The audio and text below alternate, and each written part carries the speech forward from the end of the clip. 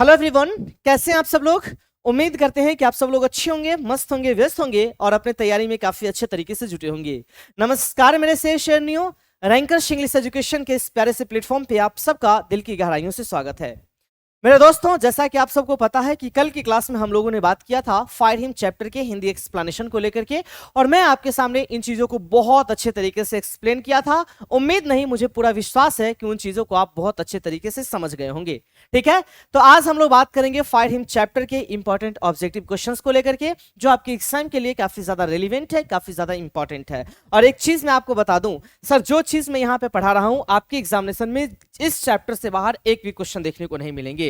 मेरे कहने का मतलब यह है कि जिस चैप्टर को मैं आपके सामने एक्सप्लेन कर देता हूं और क्वेश्चन आंसर आप मेरे से अगर कर लेते हो तो सिंगल क्वेश्चन इससे बाहर देखने को नहीं मिलेंगे। ये मैं लिख करके दे रहा हूं मेरे भाई, बात समझ में आया। तो इस चैप्टर के ऑब्जेक्टिव क्वेश्चंस को शुरुआत करने से पहले हम लोग कुछ बातों को रिवाइज करना ज्यादा उचित समझेंगे मेरे भाई, क्योंकि रिवीजन बहुत ज्यादा जरूरी है। जितना ज्यादा आप रिवाइज करोगे उतना ज्यादा आप सफलता के नजदीक पहुंचते हुए चले जाओगे।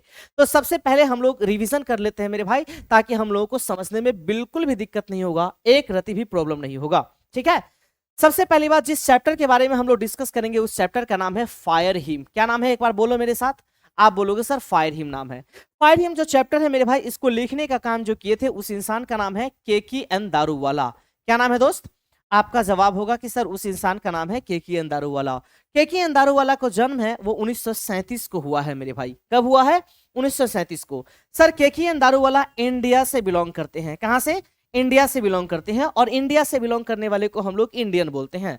हाँ, बाद में ये इंग्लैंड चले गए थे मेरे भाई। तो मैं आपको एक बात याद दिलाता हूं, अच्छे तरीके से समझने के लिए बता देता हूं मेरे भाई। कोई भी ऐसा इंसान जो इंडिया में पैदा हुआ हो और इंग्लैंड में चला गया हो, उसको हम लोग इंडो एंग्लियन कह करके काम चला सकते हैं। अगर आपसे पूछा जाएगा कि सर केकी एन दारूवाला कहां से बिलोंग करते हैं, ऑप्शन में अगर इंडिया नहीं रहेगा मेरे भाई तो इंडो एंग्लियन देखने को मिलेगा। क्या देखने को मिलेगा? इंडो एंग्लियन देखने को मिलेगा। इस बात को भी दिमाग में डाल लीजिएगा। केकी एन दारूवाला साहब जो है, केकी एन दारूवाला साहब को साहित्य अकादमी अवार्ड से सम्मानित किया गया था। किससे? साहित्य अकादमी अवार्ड से सम्मानित किया गया था। दूसरा पॉइंट कि सर इसी केकी एन दारूवाला साहब को पद्मश्री भी दिया गया था मेरे भाई। क्या दिया गया था? पद्मश्री भी दिया गया था। इतना ही नहीं, इसी केकी एन दारूवाला साहब को कॉमनवेल्थ पोएट्री अवार्ड से सम्मानित किया गया था। किससे? कॉमनवेल्थ पोएट्री अवार्ड से भी सम्मानित किया गया था। ये सभी बातें आपके दिमाग में अच्छे तरीके से फिट हो जाना चाहिए। बात समझ में आया यार? आपसे क्वेश्चन ये पूछेगा कि सर साहित्य अकादमी अवार्ड से सम्मानित कब किया गया था, तो याद रखिएगा 1984 के अंदर। कब मेरे भाई? 1984 के अंदर। हाँ, एक्सप्लेनेशन के वक्त मैं गलती से 1884 बोल दिया था, इसके लिए मैं माफी चाहता हूं। ठीक है मेरे भाई, लेकिन 1984 इसका करेक्ट आंसर होगा।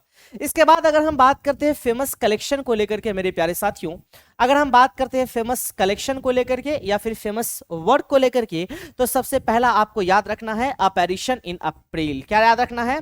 अपैरिशन इन अप्रैल। अच्छे तरीके से दिमाग में डाल लेना है मेरे भाई। बात क्लियर है? दूसरा आपको याद रखना है मेरे प्यारे साथियों क्रॉसिंग ऑफ रिवर्स। बोलो ना, क्रॉसिंग ऑफ रिवर्स। इसको भी अच्छे तरीके से दिमाग में डाल लीजिएगा। तीसरा आपको याद रखना है मेरे दोस्तों, जिसका नाम है फायर हिम। क्या नाम है?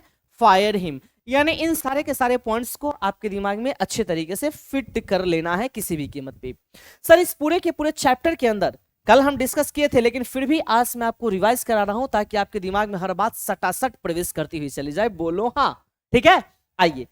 तो हम लोग कल बात किए थे फायर हिम चैप्टर को लेकर के। इस पूरे के पूरे चैप्टर के अंदर बर्निंग घाट के बारे में चर्चा किया गया है। किस घाट के बारे में सर? आपका जवाब होगा गुरुजी, बर्निंग घाट के बारे में चर्चा किया गया है। एक ऐसा घाट जो काफी ज्यादा जल रहा है। बात समझ में आया? इस बर्निंग घाट, ये जो बर्निंग घाट है मेरे भाई, ये कहां पे होता है? तो याद रखिएगा ये रिवर बैंक के पास होता है। रिवर बैंक कहने का मतलब हुआ नदी के किनारे स्थित होता है मेरे भाई। बात क्लियर है? और सुबह का समय होता है डॉन का मौसम होता है DAWN। इसका मतलब होता है अर्ली मॉर्निंग, सुबह से जस्ट पहले का समय। तो सुबह से जस्ट पहले के समय में मेरे प्यारे साथियों, जो कवि है केकी एन दारूवाला, ये अपने पिताजी के साथ उसी नदी के किनारे से क्रॉस कर रहे होते हैं। तो उस घाट को देख करके काफी ज्यादा भयभीत हो जाते हैं। और मैं आपको बता दूं, ये जो केकी एन दारूवाला है मेरे प्यारे साथियों, ये जिस धर्म से बिलोंग करते हैं उस धर्म का नाम है पारसी। क्या नाम है दोस्त? पारसी, इसी पारसी धर्म को हम लोग जोरोस्ट्रियन का भी नाम देते हैं या फिर जोरोस्ट्रियन भी बोल करके काम चलाते हैं। उम्मीद करते हैं कि इतनी बातें आपको समझ में आ गई होगी। अगर समझ में आ गई है मेरे भाई तो अब क्वेश्चन की शुरुआत करते हैं। जबरदस्त तरीके से, लल्लन टॉप तरीके से आपके सामने क्वेश्चन आएंगे। सारे के सारे क्वेश्चन को अच्छे तरीके से सॉल्व करने की रिस्पॉन्सिबिलिटी आपकी है। Getting my point everyone? आपके सामने पहला क्वेश्चन आने वाला है। सारे के सारे बच्चे का नजर केवल और केवल बोर्ड पे आना चाहिए और क्वेश्चन का आंसर सटासट देना चाहिए, क्योंकि अगर एक्सप्लेनेशन आप मेरे से पढ़े हो और अच्छे तरीके से पढ़ लिए हो तो मैं लिख करके दे रहा हूं मेरे भाई कि क्वेश्चन नहीं छूटने वाला है। आपको अगर याद होगा मेरे भाई तो sweetest love I do not go मैं पढ़ा चुका हूं, सॉन्ग ऑफ माई सेल्फ पढ़ा चुका हूं, now the leaves are falling fast पढ़ा चुका हूं, ओड टू ऑटम पढ़ा चुका हूं, इसके बाद एन एपिटाफ पढ़ा चुका हूं, द सोल्जर पढ़ा चुका हूं, मैकेविटी द मिस्ट्री कैट पढ़ा चुका हूं। अब हम लोग बात करेंगे फायर हिम चैप्टर को लेकर के। तो सारे के सारे चीजों को आप मल्टीपल टाइम रिवीजन करते रहना। जितना ज्यादा आप रिवाइज करोगे सिलेक्शन के टॉपर बनने की संभावना उतना ज्यादा रहेगा मेरे भाई। आते हैं पहले क्वेश्चन की ओर मेरे प्यारे साथियों, और पहला क्वेश्चन आपके स्क्रीन के सामने आएगा। सारे के सारे बच्चे इस क्वेश्चन को आंसर देने के लिए टूट पड़ना मेरे भाई। पहला क्वेश्चन ये रहा, अरे भैया आ जाओ। क्वेश्चन है, दारूवाला वॉज अवॉर्डेड साहित्य अकादमी अवार्ड इन ब्लैंक। दारूवाला साहब को, दारूवाला कहने का मतलब कौन दारूवाला? अरे भैया गांव घर के दारूवाला नहीं, केकेएन दारूवाला। ये सो केकेएन दारूवाला है मेरे प्यारे साथियों। इनको साहित्य अकादमी अवार्ड से कब सम्मानित किया गया था? तो आपका जवाब होगा 1984 के अंदर, यानी ए आपके सेंटेंस का एकदम सही जवाब है। क्वेश्चन आपसे पूछा जा सकता है, कि सर पद्मश्री से कब नवाजा गया था? तो याद रखिएगा मेरे भाई 2014 को पद्मश्री से नवाजा गया था। अच्छे तरीके से दिमाग में डाल लेना। नेक्स्ट, अगला क्वेश्चन आपके सामने ये रहा, Keki N Daruwalla was born in. Keki N Daruwalla साहब कब पैदा हुए थे? ऑप्शन है 1937 को, 1939 को, 1956 को, या फिर इनमें से कोई नहीं। तो आपका जवाब होगा 1937 को, यानी ए आपके सेंटेंस का एकदम करेक्ट आंसर है। अगर हम पूछेंगे कि सर केकेएन दारूवाला साहब का डेथ कब हुआ था, तो बउआ मेरे केकेएन दारूवाला साहब का डेथ नहीं हुआ है। ये इंसान अभी तक जिंदा ही है। ठीक है, खाली तुम लोग सबको मारने के फेरा में लगे रहो यार। अच्छी बात है कि ये इंसान इस दुनिया को छोड़ करके नहीं गए हैं, नहीं तो एक और हम लोगों का होमवर्क, एक और मेहनत बढ़ जाता और ज्यादा मेहनत करना पड़ता। इनका भी डेट ऑफ डेथ याद रखना पड़ता मेरे भाई कि ये मरे कब थे। अच्छा है कि ये नहीं गए हैं मेरे भाई, ठीक ना। आते हैं अगले क्वेश्चन की ओर। तीसरा नंबर क्वेश्चन ये रहा दोस्त। क्वेश्चन है, who is a Parsi. Parsi कौन है? पारसी कहने का मतलब जोरोस्ट्रियन कौन है धर्म से, यानी निम्नलिखित में से किसका धर्म पारसी का है?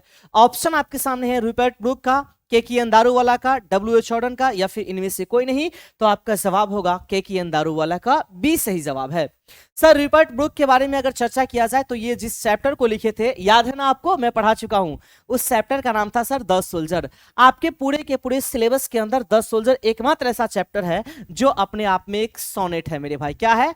सोनेट है। सोनेट कहते किसको है? आप बोलोगे सर 14 लाइन की जो कविताएं होती है वो अपने आप में सोनेट कहलाती है। इस 14 लाइन को 2 पार्ट्स में डिवाइड किया गया है, पहला 8 पार्ट, दूसरा 6 पार्ट। जो पहला 8 पार्ट होता है मेरे भाई उसको हम लोग ऑक्टेव बोलते हैं, और जो दूसरा 6 पार्ट होता है सर इसको हम लोग सेस्टेट बोल करके काम चलाते हैं। क्लियर है गुरुजी? अरे क्लियर है। आपको बता दे रूपर्ट ब्रूक साहब जो है ना, इनका जन्म मेरे भाई 1887 का हुआ था और इनका डेथ 1915 का हुआ था। ये इंसान इंग्लैंड से बिलोंग कर रहे थे और इनका जो डेथ हुआ था वो सेप्टिसेमिया की वजह से हुआ था। किसके वजह से हुआ था गुरुजी? सेप्टिसेमिया की वजह से हुआ था। ये सारे पॉइंट्स आपके दिमाग में अच्छे तरीके से फिट हो जाना चाहिए। क्लियर है? देखो एक क्वेश्चन आपके सामने करा रहा हूं लेकिन एक्सप्लेनेशन इतना तगड़ा लेवल पे दे रहा हूं ना, तभी तो मैं बच्चों को बोलता हूं कि बच्चों टारगेट आपका 100 आउट ऑफ 100 का होना चाहिए। आपका तैयारी का लेवल इस तरीके से होना चाहिए। बात समझ में आया? आते हैं अगले क्वेश्चन की ओर। नेक्स्ट क्वेश्चन ये रहा सर। क्वेश्चन है, Keki N Daruwalla is an blank poet. Keki N Daruwalla कहां से बिलोंग करते थे? ऑप्शन है आपके सामने, ऑस्ट्रेलियन, अफ्रीकन, इंडो एंग्लियन, या फिर इंडो अमेरिकन। आपका जवाब क्या होगा? मैंने अभी अभी बताया मेरे भाई, मैंने अभी अभी बताया कि सर ऑप्शन के अंदर अगर इंडियन देखने को ना मिलेगा तो इंडियन देखने को ना मिलेगा तो इंडो एंग्लियन देखने को मिलेगा, और यही करेक्ट आंसर है, सी फॉर चांद के पार। चलो नेक्स्ट, अगला क्वेश्चन है, केकेएन दारूवाला कंपोज्ड या रोट ब्लैंक। निम्नलिखित में से कौन सा वो पोएम है जिसको केकेएन दारूवाला लिखे हैं? ऑप्शन आपके सामने है, fire hymn, my grandmother's house, the soldier, या फिर नन ऑफ दिस। एक बात बता मेरे भाई, माई ग्रैंड मदर्स हाउस को किसने लिखा? तो आपका जवाब होगा कि सर इसको लिखने का काम कमला दास किए थे, कोई दिक्कत नहीं है। द सोल्जर को किसने लिखा? आप बोलोगे सर द सोल्जर को लिखने का काम रूपर्ट ब्रूक किए थे, कोई दिक्कत नहीं है। केकियन दारूवाला किस चैप्टर को लिखे हैं? तो फाइंड हिम को लिखे हैं, इसलिए ए फॉर एप्पल आपके सेंटेंस का एकदम सही जवाब है। नेक्स्ट, अगला क्वेश्चन आपके स्क्रीन के सामने ये रहा गुरुजी। क्वेश्चन है fire hymn has been composed by. Fire hymn किसके द्वारा रचा गया है? इसके रचयिता कौन है? आपका जवाब होगा कि सर इसके रचयिता है केकियन दारूवाला। अरे वही केकियन दारूवाला जिनका जन्म 1937 को हुआ था, वही केकियन दारूवाला जो रिलीजन की अगर बात किया जाए, धर्म को लेकर के अगर बात किया जाए मेरे भाई, धर्म को लेकर के अगर बात किया जाए तो इनका धर्म कैसा था? आपका जवाब होगा कि सर ये पारसी धर्म से बिलोंग कर रहे थे। वही केकियन दारूवाला जिनको साहित्य अकादमी अवार्ड से सम्मानित किया गया था 1984 के अंदर मेरे भाई। ये सब पॉइंट रिवाइज करते रहना मेरे भाई, मल्टीपल टाइम रिवीजन करना। जितना ज्यादा रिवाइज करोगे आपके दिल और दिमाग में सट्टा सट वही बात प्रवेश करता हुआ चला जाएगा। ठीक है, आगे आइए। डी.एच. लॉरेंस साहब जिस कविता को लिखे थे, जिस पोएम को लिखे थे, उस पोएम का नाम था स्नेक, याद रखना मेरे भाई। डब्ल्यू.एच. ऑर्डन साहब जिसको लिखे थे, उस पोएम का नाम था now the leaves are falling fast. क्या नाम था?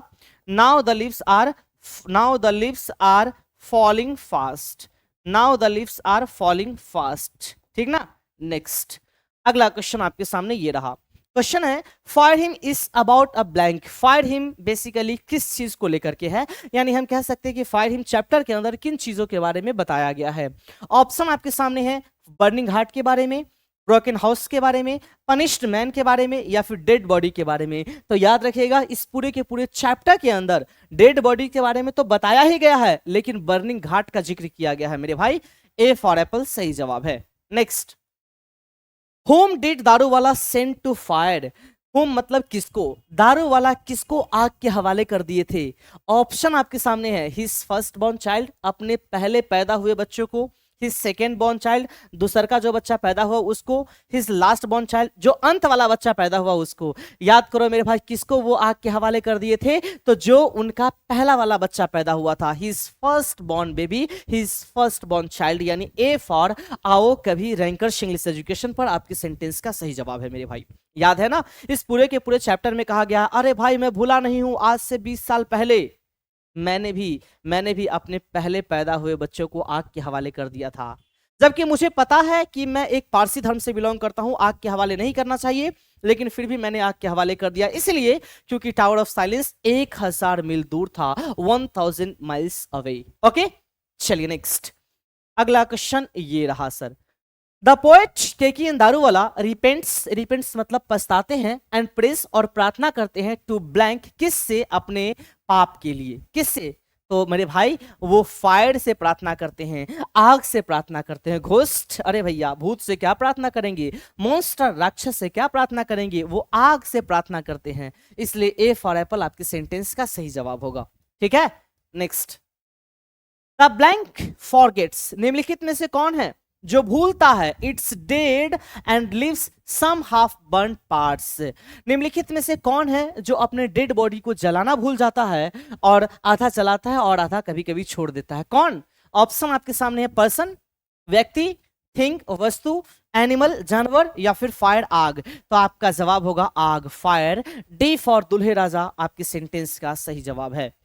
नेक्स्ट क्वेश्चन है the ghat is littered with blank. अरे भैया ऑप्शन आपके सामने food, trash, half burnt bodies. जी हाँ मेरे प्यारे साथियों, हाफ बर्न्ट बॉडीज एकदम सही जवाब होगा, सी फॉर चांद के पार। चलो नेक्स्ट, द लाइन, जो लाइन दिया गया है, वी सॉ एम्बर्स, हम लोगों ने देखा अंगारों को, लूजिंग, खो रहे थे, देयर क्रूएल रेडनेस, अपनी क्रूरता वाली लालीपन को खो रहे थे। ये लाइन बेसिकली किस चैप्टर से लिया गया है? जल्दी से बताना मेरे भाई। तो आपका जवाब होगा कि सर ये जो लाइन है ना, ये लिया गया है फायर हिम वाले चैप्टर से, यानी सी आपके सेंटेंस का सही जवाब होगा। सर एन एपिटाफ जो चैप्टर है ना, इसको लिखने का काम किए थे, उस इंसान का नाम था वॉल्टर डिलामेयर। क्या नाम था? बोलो बोलो, Walter de la Mare. Sir song of myself को किसने लिखा? आप बोलोगे सॉन्ग ऑफ माई सेल्फ को लिखने का काम वॉल्ट विटमैन साहब किए थे, कोई दिक्कत नहीं है। फायर हिम को किसने लिखा? आपका जवाब होगा सर फायर हिम को केकी एन दारूवाला लिखे थे। यहां पर भी कोई समस्या नहीं है गुरुजी। अच्छा रुको रुको रुको, यहां देखो भैया, माय ग्रैंड मदर्स हाउस को किसने लिखा? आप बोलोगे सर ये वाला चैप्टर तो हम पढ़े हुए हैं। माय ग्रैंड मदर्स हाउस को लिखने का काम किए थे उस इंसान का नाम था कमला दास। अरे वही कमला दास जिनका जन्म 1934 का हुआ था, और जब हम 9 साल के थे ना उस समय इनका डेथ हो गया था। आई मीन 2009 को इनका डेथ हो गया था। आपसे क्वेश्चन पूछा जाएगा कि माय ग्रैंड मदर्स हाउस किस प्रकार का पोयम है, तो याद रखिएगा ये एक ऑटोबायोग्राफिकल पोयम है। कैसा पोयम है मेरे भाई? ऑटोबायोग्राफिकल पोयम है। याद रखना, इस बात को दिमाग में डाल लीजिएगा।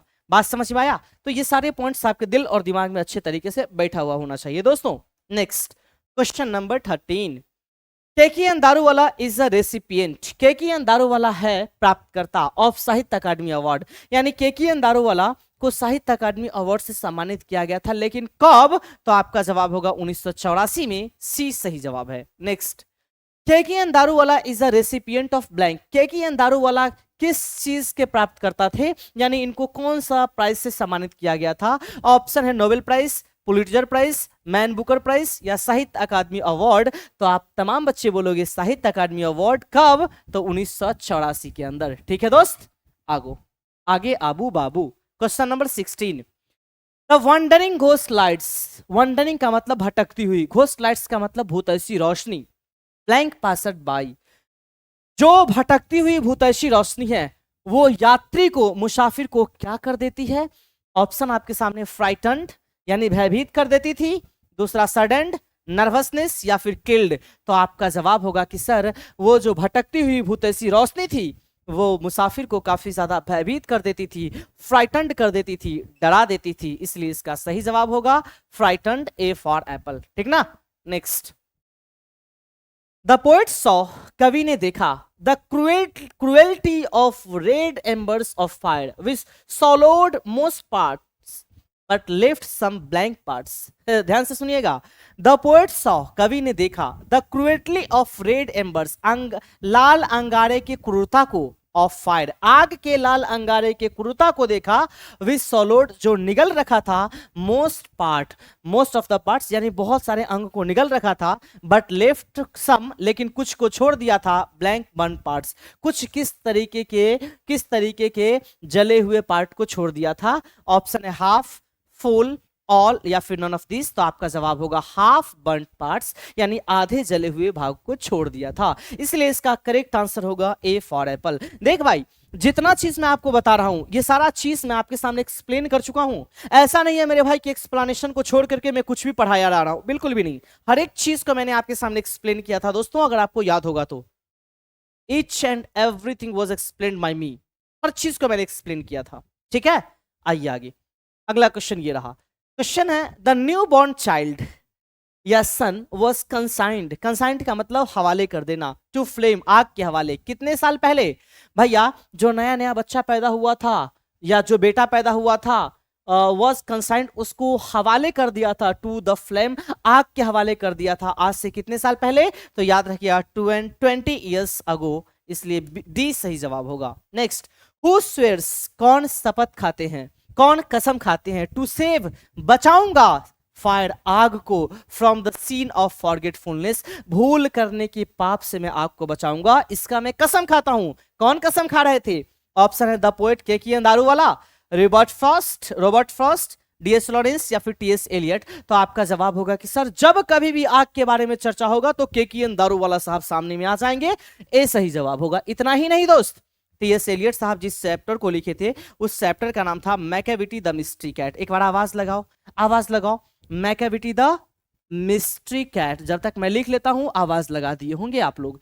इसके बाद डी.एच. लॉरेंस साहब जिस चैप्टर को लिखे थे उस चैप्टर का क्या नाम था दोस्तों? आपका जवाब होगा कि सर उस चैप्टर का नाम था स्नेक। आपसे एक प्यारा सा क्वेश्चन मैं पूछ रहा हूं, आप लोग आंसर दे दीजिएगा मेरे भाई। क्वेश्चन ये है कि सर नेपोलियन ऑफ क्राइम किसे कहा गया? नेपोलियन ऑफ क्राइम किसे कहा गया है? जल्दी से मुझे कमेंट सेक्शन में बताना स्टार्ट कर दीजिएगा। नेपोलियन ऑफ क्राइम किसे कहा गया है? कमेंट सेक्शन में बताना स्टार्ट कर दीजिएगा मेरे भाई, ठीक ना? नेक्स्ट, अगला क्वेश्चन ये रहा, क्वेश्चन है, who was with the poet Keki N Daruwalla. Keki N Daruwalla के साथ में कौन थे? ऑप्शन है हिज ब्रदर, उसके भाई थे, हिज फादर उनके पिताजी थे, हिज फ्रेंड उसके दोस्त थे, या हिज टीचर उसके शिक्षक थे। तो भैया जल्दी से बताओ केकेएन दारूवाला के साथ में कौन गए थे? तो उनके पिताजी गए थे, इसलिए इसका करेक्ट आंसर होगा his father. B is the correct answer. Who hinted, किसने हिंट दिया, किसने इशारा किया, द पोएट कवि को, to see those half burn parts, किसने इशारा किया कि देख रहे हो उन आधे जले हुए भाग को? ये बात कौन बोलते हैं? तो मेरे प्यारे साथियों ये बात जो है ना उनके पिताजी बोलते हैं, यानी हिज फादर सही जवाब होगा। अगला, the burning heart erupted, phosphorus scene taken from. The burning heart, याद रखिएगा एक चीज सर, आपके पूरे के पूरे सिलेबस के अंदर, अरे ध्यान से सुनो, आपके पूरे के पूरे सिलेबस के अंदर कहीं पर भी फायर के बारे में जिक्र किया जाए।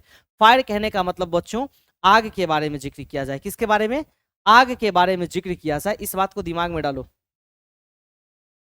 आपके पूरे के पूरे चैप्टर के अंदर दोस्त, आपके पूरे के पूरे चैप्टर के अंदर दोस्त आग के बारे में जिक्र किया जाए। किसके बारे में? जल्दी से एक बार आवाज लगाना। अरे भाई क्या हो गया रे? हैं? क्या हुआ रे भाई? रे हुआ क्या? इतना मेहनत से पढ़ा रहे हैं, तुम क्या कर दिए? हाँ आ गया। चलो, तो कहीं पर भी आग के बारे में जिक्र किया जाए, फायर के बारे में जिक्र हो, या फिर मेरे प्यारे साथियों बर्निंग घाट के बारे में जिक्र हो। किस घाट के बारे में? बर्निंग घाट के बारे में जिक्र हो, तो समझ जाना कि ये फायर हिम चैप्टर से लिया गया है, यानी ये लाइन फायर हिम से लिया गया है। ए सही जवाब होगा। नेक्स्ट, अगला क्वेश्चन है, the tower of silence is for blank. Tower of silence किसके लिए है? ऑप्शन है the Hindu, the Parsi, the Muslims, या नन ऑफ दिस। किसके लिए है टावर ऑफ साइलेंस? तो याद कर बबुआ, हम आपको पढ़ाए थे कि टावर ऑफ साइलेंस जो है ना वो पारसी के लिए है। बी सही जवाब होगा। ठीक है, नेक्स्ट अगला है, how far was the nearest tower of silence. ओहो, टावर ऑफ साइलेंस जो सबसे नजदीक का टावर ऑफ साइलेंस था वो बेसिकली कितना दूर है? ऑप्शन आपके सामने है, 2000 माइल्स अवे, 2000 मील दूर है, 4000 माइल्स अवे, 4000 मील दूर है, 6000 माइल्स अवे, 6000 मील दूर है, या फिर 1000 माइल्स अवे, 1000 मील दूर है। तो आपका जवाब क्या होगा दोस्त? 1000 माइल्स, यानी ए फॉर एप्पल आपके सेंटेंस का एकदम सही जवाब है। नेक्स्ट अगला क्वेश्चन ये रहा, क्वेश्चन है, the speaker in fire hymn belongs to blank religion. Sir fire hymn chapter के जो स्पीकर है, जो वक्ता है, वो किस धर्म से बिलोंग करते हैं?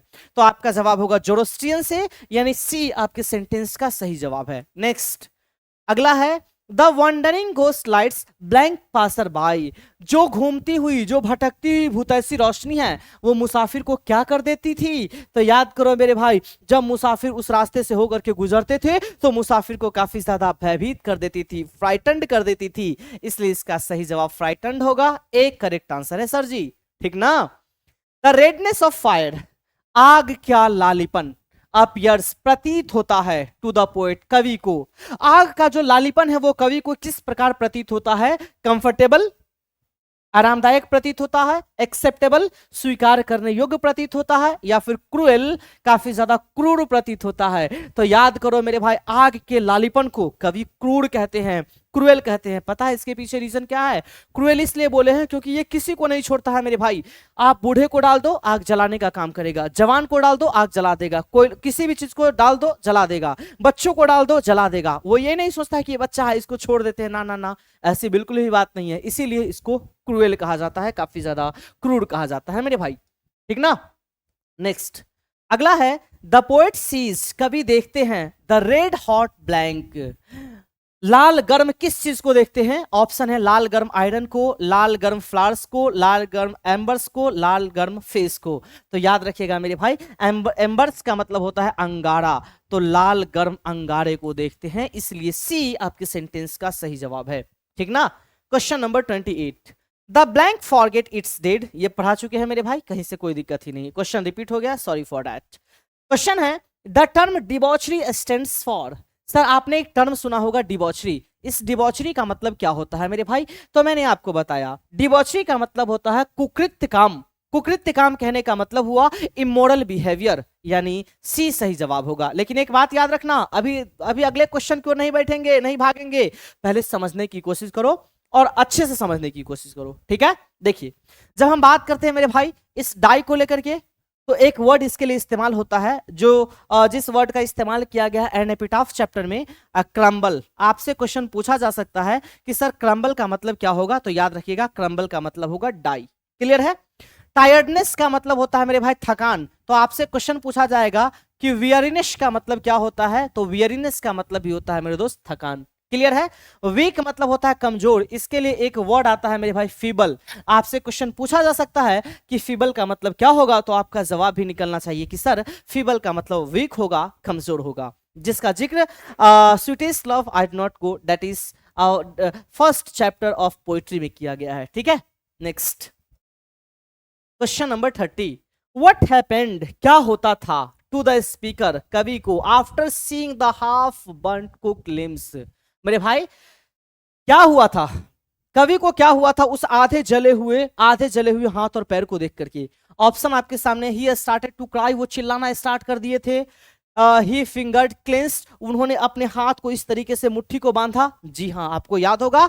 तो सर जैसे ही कवि ने उसको देखा आधे जले हुए अंगुलियों को, तो उन्होंने हाथ को इस तरह से भींचने का काम किया, इस तरह से मुट्ठी को बांधने का काम किया। याद आया? इसलिए इसका करेक्ट आंसर होगा B for Bihari Babu. Next अगला है, crossing of rivers is an important volume of words written bye.